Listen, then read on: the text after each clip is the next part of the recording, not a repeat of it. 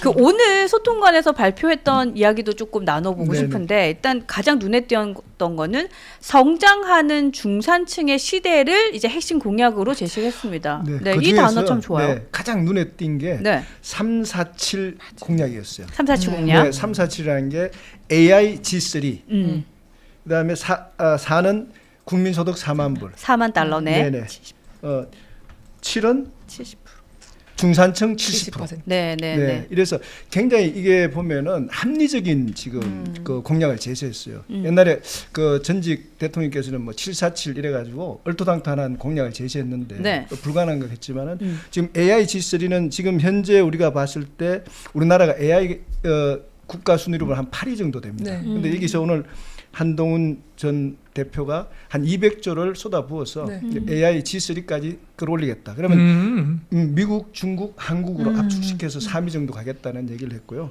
지금 우리나라 소득으로 경제 성장 이렇게 200조 투입해서 AI G3로 가게 되면은 소득 4만 불은 힘들지 않을 것 같고요. 네. 그리고 2023년 기준으로 봤을 때 우리나라 중산층이 한 60% 플러스 조금 더 됐거든요. 그러면 이 정도의 경제 성장을 한다면 중산층 70%는 한동훈 정권 하에서 가능한 목표가 아니냐. 그러니까 아주 현실적이고 달성 가능한 경제 정책을 제시했다. 오늘 그런 평가가 많았습니다. 네. 그 저는 근데 되게 신기했던 게요. 이재명 대표가 AI 산업에 100조를 투입하겠다 이랬을 때는 웃기고 있네, 뻥치고 있네 이랬어요. 솔직히 속으로는 자빠지네 이랬어요. 솔직히. 근데 한동훈 대표는 200조를 투입하겠다 했는데 뭔가 할 것 같은 그러니까요. 거야. 그건 무슨 착시 효과일까요, 이게? 아니 어쨌든 숫자는 따블이 됐는데 이 사람이 하는 말은 할 것 같고 이 사람이 하는 사람 웃기고 있네 이러고 있는 저는 맞아요.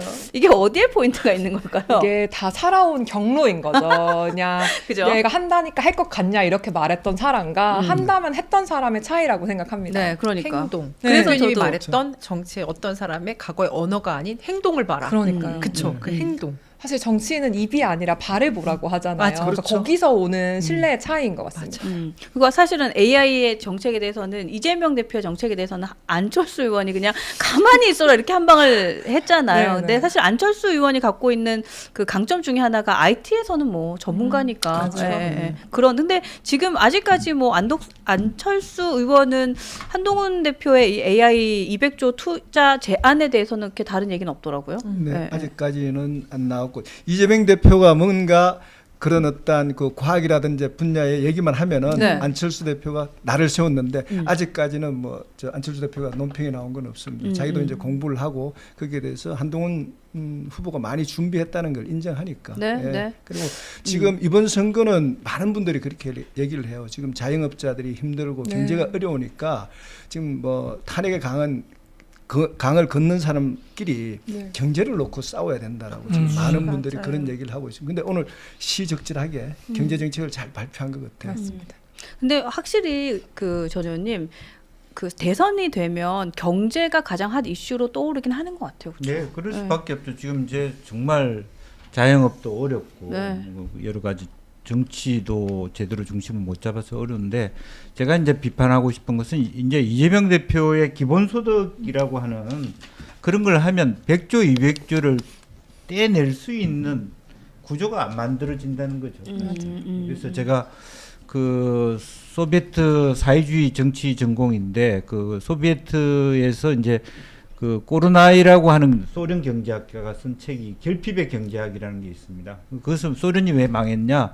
사실은 성장보다 복지가 많으면 마이너스 될 수밖에 없다. 갈수록 파이가 줄어든다는 거죠. 그렇죠. 그래서 내가 이재명 대표의 기본소득에 대해서 일관되게 비판한 이유도 그렇게 되면 사실은 기본사회론이 되면요. 그게 물론 AI하고 나중에 4차 산업 연결되지만 지금 당장은 복지를 많이 한다는 거잖아요.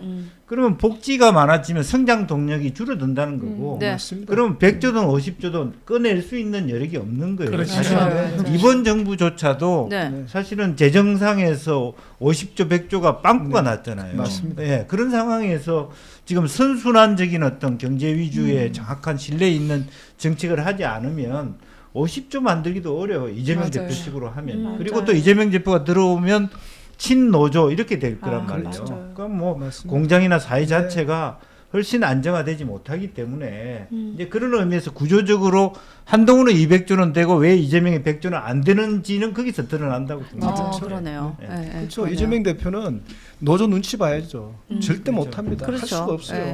근데 네? 주 맞아요. 뭐 그죠? 그때 주 52시간 얘기도 그렇죠. 하다고 민주총 확 나오니까는 맞습니다. 깨게. 예. 그렇죠.